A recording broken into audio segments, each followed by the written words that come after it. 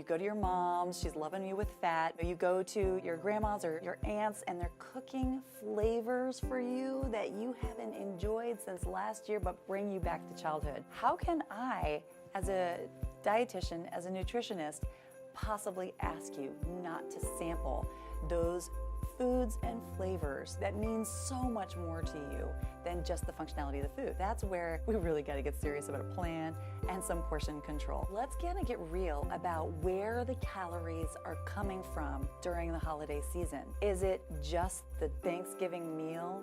No.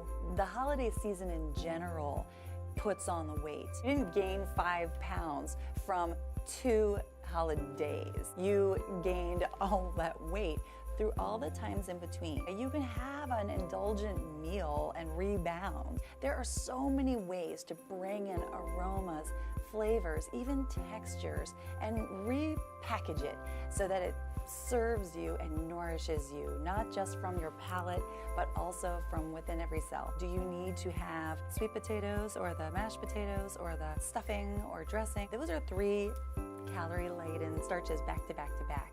If we can just have a little nibble of those things, but confine it to maybe a quarter size of the plate, filling the rest of your plate with that lean turkey and some green or non-starchy vegetables, you're gonna be in a pretty good spot. I would say monitor closely your intake between the holidays.